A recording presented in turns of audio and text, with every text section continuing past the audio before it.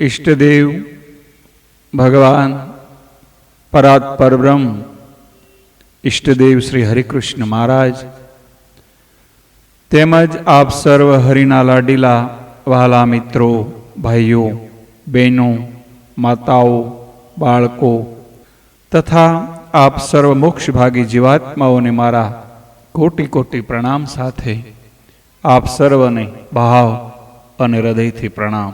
આજે ભાગવતના એક રચયિતા એટલે કે તેલુગી ભાગવતના રચયિતા આંધ્રપ્રદેશમાં આ મહાત્મા થઈ ગયા.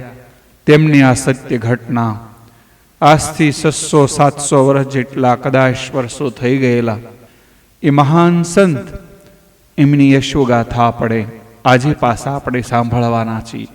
આ યશોગાથા પણ ખૂબ મધુર, અદ્વિતીય, અવર્ણવી એવી ભગવાનની કથા.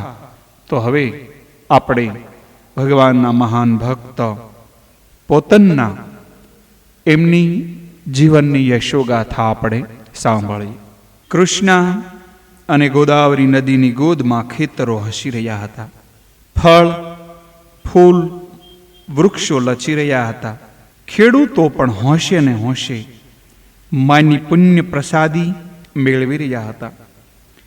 એક કેડી પર સાધુનું એક વૃંદ ત્યાંથી ચાલ્યું જતું હતું. આકરા તાપથી કંટાળીને ખેડૂતો પણ ઘરમાં ભરાઈ ગયા હતા. ચારે બાજુ પાકથી લચી પડતા ખેતરો ઊભા હતા. સાધુના કંઠ શોષાવા માંડ્યા. ત્યાં તો એમની નજર એક ખેતરના માછડા ઉપર પડી. 14-15 વર્ષનો એક કિશોર મુક્ત હાસ્ય વેરતો ત્યાં ઊભો હતો. મુખ પર બાસતા પરસેવાના ખમીસની બાંયથી લૂંછી એ અનેરી ઢબથી હવામાં ગોફણ ચલાવી રહ્યો હતો અને મુખથી કોઈ અનેરું ગીત ગાઈ રહ્યો હતો. સાધુના વૃંદને જોતા જ કિશોરે માછડા ઉપરથી ધુબકો માર્યો અને દોડતા સાધુના ચરણમાં પડ્યો. કહો દેવ, શી આજ્ઞા છે? વૃદ્ધ સાધુ તો અનિમેષ દ્રષ્ટિએ બાળકના લલાટ પરનું નિર્દોષ તેજ જોઈ રહ્યા. પછી બોલ્યા, કહે બેટા, ખૂબ તરસ લાગી છે. દેવ, આ લીમડાની શીતળ સાયામાં ઘડીક બેસો. હું અબ ઘડી કુંડમાંથી સ્વચ્છ પાણી ભરી આવું. કિશોર ઉત્સાહભેરે પાણીના કુંડ તરફ દોડ્યો. થોડી વારમાં તો એક માટીના વાચણમાં સ્વચ્છ પાણી ભરીને આવ્યો અને બધાઈને ધરાઈને પાણી પાયું. ભાઈ, તારું નામ? એક વૃદ્ધ સાધુએ પૂછ્યું. મારું નામ પોતન્ના.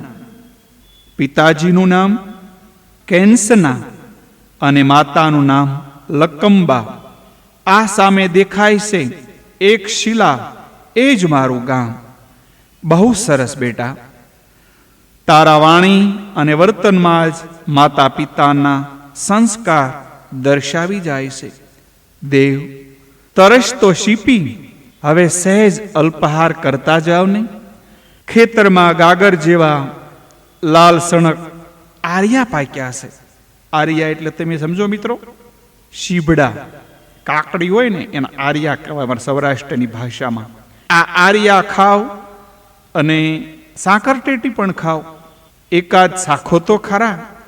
આર્યું લેવા માટે ખેતરમાં દોડ્યો. એક સરસ પાકું શીભડું લઈને એ પાસે આવ્યું અને દાતરડાને ધોઈને એ વડે આર્યાને કટકા કર્યા અને દરેક સાધુએ એક શીર પ્રેમથી ખાધી. એક સાધુએ કહ્યું, કહે બેટા, જેવા તારા હૃદયમાં પ્રેમની મીઠાશ છે એવી જ મીઠાશ આ આર્યામાં પણ છે. કેમ ન હોય? જેવું આપણા હૈયામાં ભર્યું હોય એવું જ આપણને મળી આવે. હૈયામાં હળા ઝેર ભર્યું હોય તો ખેતરમાં આર્યા પણ કડવા જ લાગે બાપજી. વાહ વાહ, કમાલ કરી તે તો. વૃદ્ધ સાધુના મુખમાંથી આશ્રયના ઉદ્ગારો સરી પડ્યા. તું ક્યાં સુધી ભણ્યો બેટા? ગામડા ગામમાં ભણતર કેવું? મારા પિતાએ મને ઘરે થોડું ઘણું ભણાવ્યું અને એમ ભણતર વડે જ મેં કાલિદાસ અને એક આંધ્રમાં મહાભારત હોય તે મેં વાંચ્યું છે. ત્યારે તો તને કવિતામાં પણ ખૂબ રસ હોય એવું લાગે છે બેટા. હા દેવ, મને કવિતામાં ખૂબ રસ છે. એટલું જ નહીં, પણ શક્તિ અનુસાર કવિતા પણ હું રચું છું. ત્યારે એકાદ બે સંભળાવતો ખરો. આંખ જાણે અતળના ઊંડાણોમાં લખાયેલી કવિતા વાંચવા ટગમી રહી. ખોવાયેલી કવિતા હાથ લાગી હોય તેવો હર્ષ તેના વદન પર ફરક્યો અને મીઠા મધુર સ્વરે તેણે તામિલ ભાષામાં એક કાવ્યની પંક્તિ ગાય અને એ મહારાજ એટલે કે સાધુને સંભળાવી. એનો ભાવાર્થ એ હતો, હે દેવ, હાથ થાકી જાય નહીં ત્યાં સુધી જે શિવની પૂજા ના કરે, ગળું સુકાય ન જાય ત્યાં સુધી જે હરિકીર્તન ન કરે, જેના દિલમાં દયાનો છાંટો ન હોય, જે મુખમાંથી સત્ય વાદ ન વદાતી હોય, તેવા મૂર્ખજનો શા વાસ્તે જન્મ ધરતા હશે? વાહ વાહ, તે તો ગજબનું કાવ્ય રચ્યું. આવ બેટા, આમ આવ, એમ કહીને સાધુએ પોતન્નાને સાતી સરખો સાંપી કહ્યું, તારી ભક્તિ જોઈને હું ખૂબ પ્રસન્ન થયો છું. બોલ, તારી જે ઈચ્છા હશે એ હું પૂર્ણ કરીશ. દેવ, મારી ઈચ્છામાં એક જ છે કે મારા ઉપર ભગવાનની અમી દ્રષ્ટિ સદાય ઢળતી રહે અને એની કૃપા જ મારે મન એમની સંપત્તિ રહે. પોતાના તારા વાણી વર્તન અને વિચાર એક મહાપુરુષના લક્ષણના દર્શન કરાવે છે. તારું ચરિત્ર સૂર્ય સાન નિષ્કલંક રહેશે. આમ કહીને વૃદ્ધ સાધુએ પોતન્યાને ગુરુમંત્ર આપ્યા અને ત્યાંથી વિદાય લીધી. એ વૃદ્ધ સાધુ તે ચિદાનંદ યોગી હતા. આજથી 550-600 વર્ષ પહેલા આંધ્રના એક શિલા ગામમાં આ પાવન પ્રસંગ બની ગયો. એ આજે હું તમારી સમક્ષ સત્યતાથી અને પૂર્ણ સત્યતાથી તમારી સમક્ષ રજૂ કરી રહ્યો છું. વર્ષોને વીતતા કઈ વાર લાગે છે ભાઈ. પાણીના રેલાની જેમ પોતજ્ઞાનું બાળપણ વીતી ગયું. અંગ પર યુવાની થનગનવા લાગી. રોજ સવારે વહેલા ઉઠીને માતા પિતાને પ્રણામ કરતો, સૌસાદિક ક્રિયા પતાવીને ખેતરે જતો. મૂળથી હૃદય તો કવિનું હતું જ. ખેતર ખેડતા ખેડતા પણ તે કવિતાની મસ્તીમાં ખોવાઈ જતો. ધરતીને ખેડીએ, ખાતર પૂરીએ, પાણી પાઈએ, સારા સારા બીજ વાવીએ તો પ્રભુ મફલક પાક આપે. જો આવી જ મહેનત માનવી અને મનને ખેડવામાં કરે તો આ વિચાર આવતા જ એનું કવિ હૃદય નાચી ઉઠ્યું અને વિચાર કાવ્યમાં પલટાઈ જતા. ખેડતા ખેડતા એની નજર ફૂલ પર પડતી અને મનમાં કવિતાની લહેર ઉઠતી. આહા, પુષ્પ તારી તાજગી કેવી, મહેક કેવી, અને તો કોને માટે? પારકાને માટે. ખરેખર તારો ત્યાગ અનુપમ છે. પરમાર્થ માટે તે દેહ ધર્યો છે અને તને એનો બદલો પણ કેવો સરસ મળે છે. દુનિયાની કોઈ પણ વસ્તુનું જ્યાં સ્થાન નહીં ત્યાં તારું સ્થાન, અને એ પણ પ્રભુના હૃદય પર. પછી તો એને દરેક વસ્તુઓ કાવ્યમય લાગવા લાગી. વસ્તુ જુએ અને અંતરમાંથી કાવ્યની છોડો ઉડે. આ કાવ્ય રસમાં જ પોતે રસમય બની જાય. એ ઘર કામ કરે, ખેતર ખેડે, સૂવે, બેસે, હરે ફરે, પણ એનું મન તો કાવ્યના રસમાં લીન બની જતું. ન તો એ ઘરના આંતરિક પ્રલોભનમાં લોભાતો, ન તો એને માનની પડી હતી કે ન તો એને ધનની પડી હતી. કે એ જમાનામાં રાજસભાઓમાં વિદ્વાન કવિઓને સન્માન થતા હતા. આવા કવિઓમાં શ્રીનાથ કવિની બોલબાલા એ જમાનામાં હતી. નવરસનો એ ઉદિત ગણાતા એ રસને લલકારે એવો સિતાર ત્યાં ખડો થઈ જતો. આવા ત્યાં એક મહાન કવિ શ્રીનાથ થઈ ગયેલા. શ્રીનાથે પોતંત્યાની કાવ્ય પ્રસાદી સાંભળી અને એનું મસ્તક આનંદથી ડોલી ઉઠ્યું. પોતાની કવિતાને પણ પરાસ્ત કરે એવી પ્રાસાદિક વસ્તુ આ કવિતામાં હતી. એટલે તો શ્રીનાથે વિચાર કરીને તેના પિતા પાસે કહેણ મોકલાવ્યું, પોતંત્યા, હવે ઉંમર લાયક થયો છે, જો આપની ઈચ્છા હોય તો મારી બહેન લક્ષ્મીનું સગપણ તેની સાથે કરવા હું ઈચ્છું છું. પોતાના પણ કવિ છે અને કવિની સાથે કવિનો સંગમ વધારે સરસ રીતે થાય અને સંબંધ પણ સારી રીતે નભશે. પિતાને આ સગપણ રૂચ્યું. એમણે પૂછ્યું, કહે ભાઈ, હવે તું ઉંમર લાયક થયું. અમે તો થોડા દિવસના મહેમાન છીએ. શ્રીનાથ કવિને તો તું જાણે જ છે.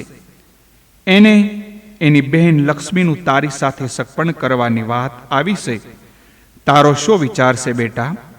અમે તો નક્કી કરી નાખ્યું છે. પિતાજી, આપની ઈચ્છાને હું કેવી રીતે અવગણી શકું? આપ જે કરતા હશો એમાં મારું ભલું જ હશે ને? થોડા જ દિવસોમાં પોતંતાનું લગ્ન થઈ ગયું. પોતંતાનું લગ્ન જીવન સુખી નીવડ્યું. શ્રીમંતને ઘેર ઉછરેલી લક્ષ્મી ગરીબ ખેડૂતના ઘરમાં સાચા અર્થમાં લક્ષ્મી બનીને આવી હતી. પ્રેમના પ્રતીક રૂપે પોતંતાના ઘરમાં પારણું બંધાણું. કૃષ્ણ કનૈયા કાન જેવો દીકરો અવતર્યો. એનું નામ પાડ્યું મલ્લના, અને દીકરા પછી દીકરી અવતરી. એનું નામ પાડ્યું છે શારદા. મલ્લના અને શારદા બંને હવે મોટા થવા લાગ્યા. મલ્લનાએ પિતાનો બોજ ઉપાડ્યો અને શારદાએ માતાનો બોજ ઉપાડ્યો. હવે તો પોતંતા મલ્લના સાથે ખેતરે જાય પણ ખરા, પણ મલ્લલાને કામ સમજાવીને ઝાડની શીળી સાયામાં બેસી રહે. ગુરુએ આપેલા મંત્રનો પ્રભુ નામનો જાપ કરે અને આનંદ કરે. સાંજની નિરાત વેળાએ ગ્રામજનોને સમક્ષ સ્વરચિત કવિતાઓ લલકારે. ગ્રામજનોને પણ ખુશ ખુશ કરે અને એ ખૂબ ખુશ થઈ જાય. શ્રીનાથને ઘણીવાર એમ થતું, શા માટે પોતંતાના ખેતીમાં પડ્યા પડ્યા રહે છે? એમની પાસે તો અનુપમ શક્તિ છે. કોક રાજાના દરબારમાં કવિ તરીકે રહી જાય તો જિંદગી આખું દારિદ્ર્ય એમનેથી મટી જાય. એક દિવસ શ્રીનાથે આ મનની વાત પોતંતાની પાસે મૂકી. ત્યારે એમણે જવાબ આપ્યો, ભગવાને આપણને જે અનુપમ શક્તિ આપી છે તે શું એક પામર પ્રાણીને રીઝવવા આપી છે? અને એમાં શું જીવનની સાર્થકતા? ભગવાને કૃપા કરીને આપણને જે કાંઈ શક્તિ આપી હોય તે એના ચરણમાં સમર્પિત કરવી જોઈએ. પ્રભુના બાળ સમા માનવ બાળને તેનું પાન કરાવવું જોઈએ. પ્રભુ એમાં રાજી રહે છે. જે આનંદ મને રોટલાને સાશમાં આવે છે તે પકવાનોમાં નથી આવતો. શ્રીનાથે એ જ વખતે કાંઈ જવાબ ન આપ્યો. એને એમ કે એક દિવસ લાગ જોઈને ટોણો મારશું ત્યારે તેને સમજણ પડશે. અને બન્યું પણ એવું જ. એક દિવસ મલ્લનાના ખેતર ખેડી રહ્યો હતો. બાજુની કેડી પરથી શ્રીનાથની શણગારેલી પાલખી નીકળી. બાપ દીકરાની નજર ત્યાં ખેંચાય. મલ્લનાને પોતંતાને ટગર ટગર જોઈ રહેતા જોઈને શ્રીનાથનું અહમ ઉછળી આપ્યું. હું કાંઈક છું, હું મંત્ર શક્તિ જાણું છું એવું દેખાડવા ભોયઓને, ભોય એટલે કે જે પાલખી ઉપાડવા વાળા ને ભોય લોકો કહેવાય, એ ભોયઓને આજ્ઞા કરી, અલ્યા આગળવાળા ભોઈઓ તમે પાલખી છોડી દો. પણ પાલખી ચાલશે શી રીતે? ભાઈઓએ પ્રશ્ન કર્યો. મંત્ર બળથી ચાલશે, તમે ત્યારે છોડી દો ને. આગલા બે ભાઈઓએ પાલખી છોડી દીધી અને આશ્રયની સાથે મંત્ર શક્તિથી પાલખી તો ચાલતી જ રહી. પોતનના તેનો ભાવાર્થ કળી ગયો. ધીમે રહીને એણે કહ્યું, મલ્લના, હળના બે બળદમાંથી એક બળદને છોડી દે. મલ્લનાએ એ બળદ છોડી નાખ્યો. એક બળદથી પહેલાની જેમ હળદ ચાલવા માંડ્યું. આ જોઈને શ્રીનાથ સહેજ ખશિયાણો પડી ગયો. એણે આજ્ઞા કરી, હવે તમે બંને જણા પાલખી છોડી દો. અને વગર ભોઈએ પાલખી ચાલી. પોતંતાએ કહ્યું, મલ્લના, બીજો બળદ પણ છોડી દે. વગર બળદે હળ ચાલશે. અને વગર બળદે હળ ચાલ્યું. હવે તો શ્રીનાથના સપના સૂરે ચૂર થઈ ગયા. પાલખીમાંથી નીચે ઉતરી પડ્યો. મલ્લના એ પણ હળ પડતું મૂકીને મામાનું સ્વાગત કર્યું. બંને જણ હસતા હસતા પોતન્યા પાસે આવ્યા. એટલે શ્રીનાથે વંદન કરતા કટાક્ષમાં પૂછ્યું, કહો, ખેતીનું ગાડું કેમ ગબડે છે? શ્રીનાથનો વ્યંગ સમજી જઈ પોતન્નાએ જવાબ વાળ્યો, શ્રીનાથ, નાના આંબાની કુંબળી કૂપેણો સમાન કોમળ કાવ્ય કન્યાને દુષ્ટોના હાથમાં સોંપીને એના બદલામાં મળેલા ટુકડા પર જીવન વિતાવવા કરતા કવિ એ ખેડૂતનું જીવન જીવવામાં ખોટું શું? ખેતી કરીને કંદમૂળથી પોતાના કુટુંબનું ભરણ પોષણ કરવું એ પેલા કવિ કરતા લાખ દરજ્જે સારું છે. આ જવાબ સાંભળીને શ્રીનાથ નીચી મૂડીએ પોતાના રસ્તે પડ્યા. કાર્તક સુદ પૂનમનું ચંદ્રગ્રહણ હતું. ભાવિક જનતા ગોદાવરીમાં સ્નાનને અર્થે ભેગી થઈ હતી. ઠેર ઠેર ભજનની ધૂન જામી હતી. વેદના ઉચ્ચારો થઈ રહ્યા હતા. ગરીબોને દાન વહેંચાઈ રહ્યા હતા. પોતન્ના પણ ત્યાં આવ્યા અને ગ્રહણ છૂટવાનો વાર હતી એટલે ગોદાવરીના નિર્જન કાંઠે એ ધ્યાનમાં બેસી ગયા.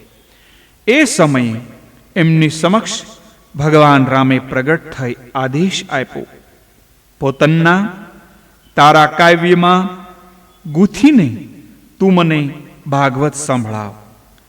આ સાંભળીને એમનું હૃદય નાચી ઉઠ્યું. પ્રેમ વિભોર દશામાં એ ઘરે આવ્યા. રાત દિવસ એ જ રટણ રહ્યું અને બીજે જ દિવસે પોતન્નાએ કાવ્યમાં ભાગવતની રચના કરવા માંડી. એમની સુપુત્રી શારદા કાવ્યને તાડપત્રીમાં આલેખવા માંડી. આ ભાગવતમાં ભક્તિ રસથી ભરપૂર 30,000 પદ રચાણા. ભાષા એવી સરળ અને મધુર રચી કે અનેક વાર સાંભળવા સતાય અને સાંભળનાર પણ ધરાય નહીં. આ ભાગવતને તેલુગુ ભાગવત કહેવામાં આવે છે. એક વખત રાજ રસાલા સાથે શ્રીનાથ પોતન્યાને ત્યાં આવ્યા અને પોતન્યાએ ઉમળકાભેર સૌનું સ્વાગત કર્યું. ઘરમાં તો તાવડી તડાકા મારે. જમવાનો સમય થયો. બિચારી લક્ષ્મી થરથર કંપવા લાગી. કહે છે કે મહેમાનોને હમણાં બેસવાની તૈયારી કરશે. ઘરમાં ચપટી સોખા છે નહીં, પછી હું આ સૌને જમાડીશ કેવી રીતે? પોતન્યાએ કહ્યું, ધીરજ ધરો, પ્રભુ સૌ સારાવાના કરશે. અંતઃકરણપૂર્વક પ્રાર્થના કરી, હે નાથ, મારી લાજ તારા હાથમાં છે. તું ગરીબ નવાઝ છે. તું ગરીબોનો બેલી છે. ભક્તોના આંતરનાદ રામજીને કાને પડ્યા. જોઈ તો સામાન સાથે લઈ લક્ષ્મીજીની સાથે વ્યાપારીના વેશમાં પોતન્યાનું ઘર પૂછતા પૂછતા ત્યાં આવ્યા. મલ્લનાએ બંનેના આવકાર્યા.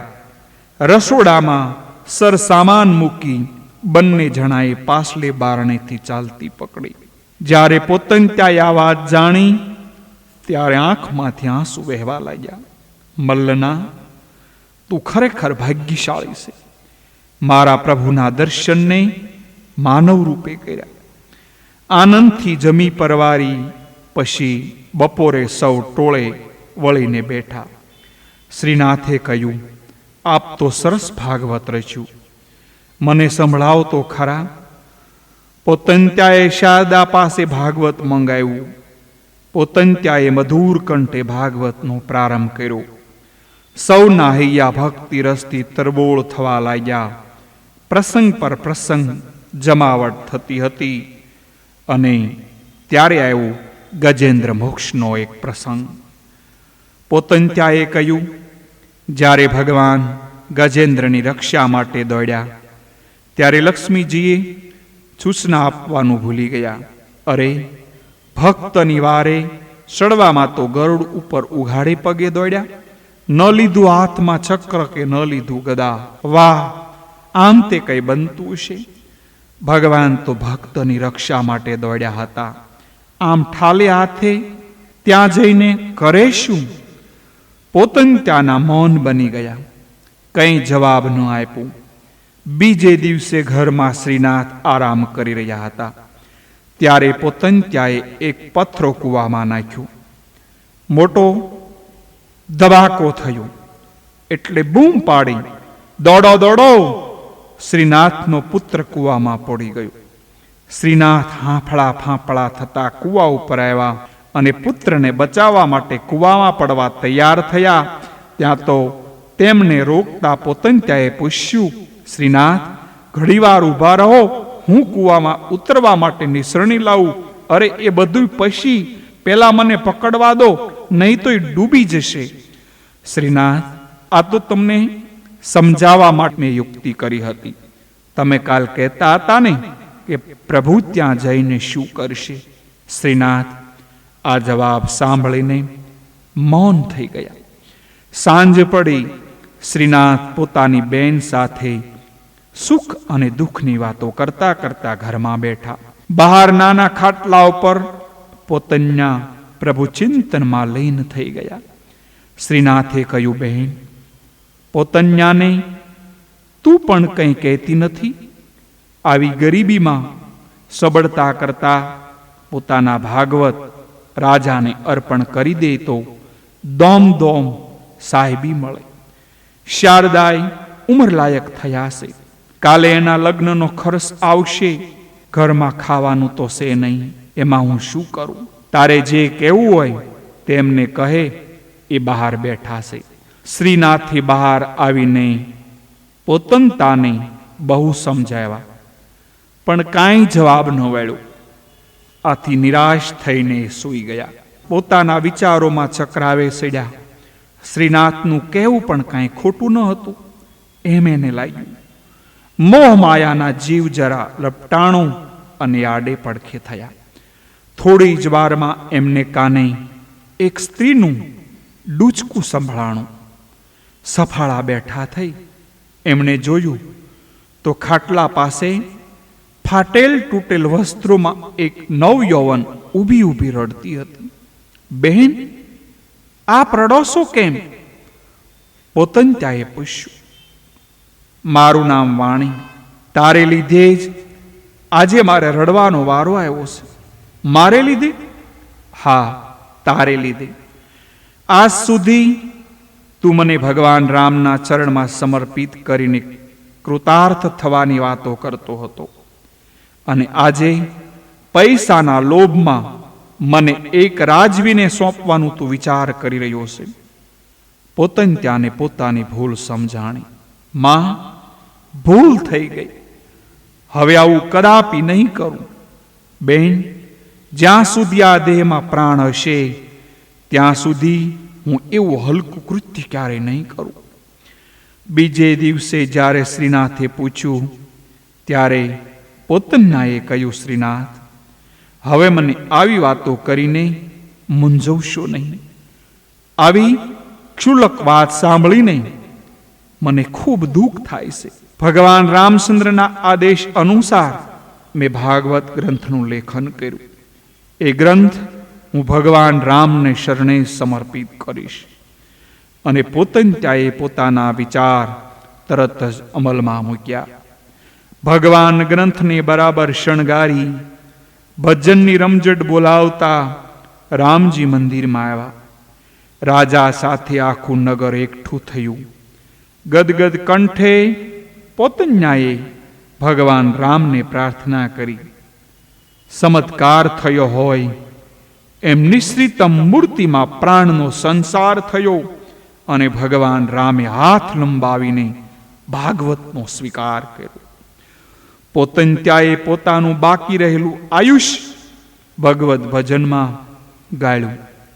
સંવત 1475 ભક્ત પોતંત્યા રામચરણ થયા. આજે પણ ભક્ત પોતંત્યાનું ભાગવત આંધ્રપ્રદેશમાં ઘરે ઘરે વચાય છે.